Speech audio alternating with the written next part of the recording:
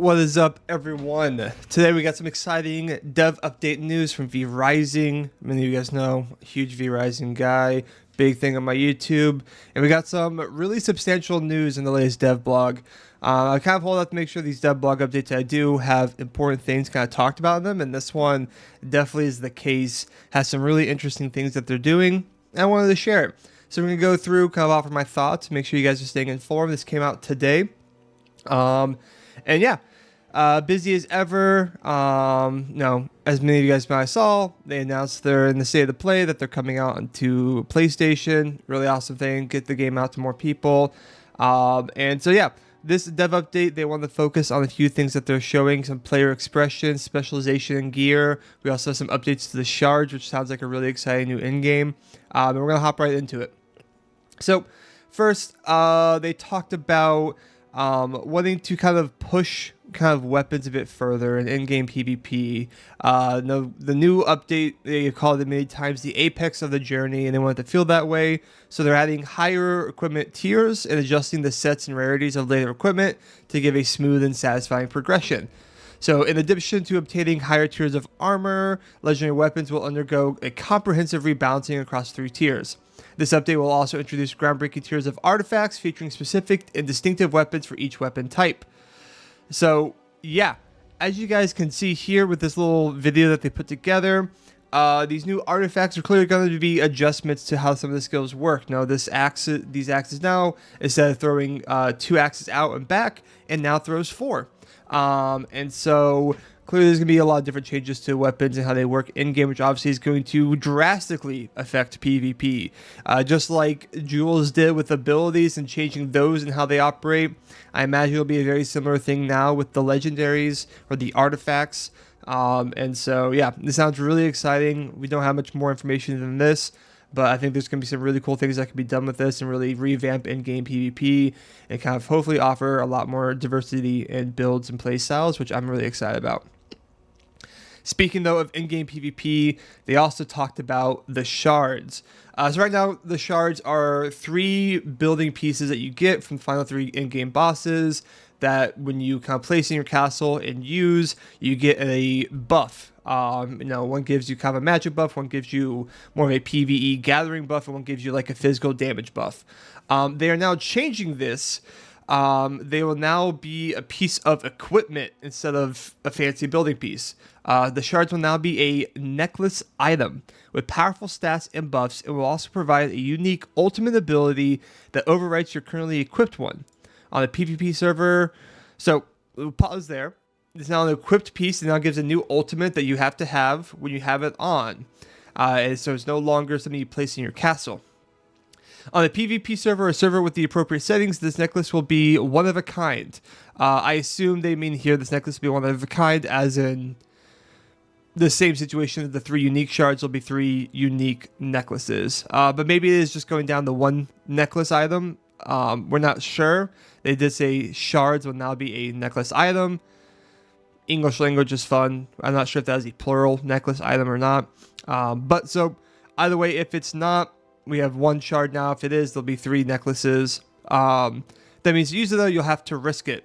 So there's going to be a running timer on the shard, and recharging it will require going out into the world and replenishing its energy at events that spawn in the final zone. It's our hope that this encourages a more active and exciting experience for everyone, while also providing interesting perks and innovative gameplay. For vampires who like to play a bit more friendly, you might not like PvP, but you probably do like a novel piece of gear with exciting abilities. Now, what these events are, I'm going to cut real fast and show you something they teased before. So this is an image in the last dev blog, the Cold Winter Nights. This is what they teased before of a concept art for integral piece of an in-game event. And they've talked about events that they want to do in the in-game, and have these kind of a late game boss kind of be something that you go out and fight that moves around as a live event. So I think this is all being tied together with this end game, these live events. Something's going to be happening in the final zone to get people and players to go there out of their castle and do these events. If you have the shard, you got to do this now to replenish it. If not, no unique rewards and bosses and everything like that. I think this is really smart. I think a lot of people agree that an issue right now is the in-game of vrising is very much just castle raids. There's not much reason to go outside your castle castle outside of that. And for PvP servers, oftentimes it's just the Farbane rush that people care about, because afterwards no one's going out of their castle until the shards and the shard raids and everything like that. So I think whatever this is for the shards and for in-game events is going to get a lot of people out into that zone, PvPing, fighting, having a good time. And so I think this is a really interesting thing, but wanted to share what they were referencing there with the in-game events. So yeah, now we have artifact weapons and shards as the necklace piece. I think this will bring really good content for the in-game, things to do, get out of your castle. I think these are steps in the right direction, and I'm excited to get more information on these. Now, moving off of the PvP and combat, we now have the aesthetics of aesthetic rising, fashion rising, whatever you want to call it. And so they mentioned before new armor sets and everything like that. This is going to be expanding. As you can see here, we now have no Shadewalker vest, Marauder vest, Grim Ranger vest. And so it seems that the tiers of armor, every tier of armor has been expanded. In fact, we've had 4 armor sets with unique stats and appearances for every second tier of armor after bone, represented by the core fantasy archetype of the primary combat-focused archetypes, Brute, Warrior, Rogue, and Scholar.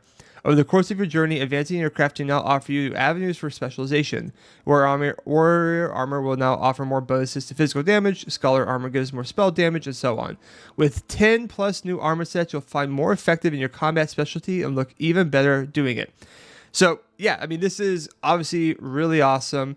Kind of looking at this, Shadewalker is probably the road, Marauder is Warrior, Grim Ranger would most likely be, or maybe it's Shadewalker is Rogue, Marauder is Brute, Grim Ranger is Warrior, who knows. But it's cool to see that we're getting not only added cosmetics for people who like the style and things that it can look like, but these will also be tied into different stats, everything, very progression heavy with that, which I think is awesome. Again, anything for me that adds more build diversity, build options, progression options to the game, replayability, fashion, everything.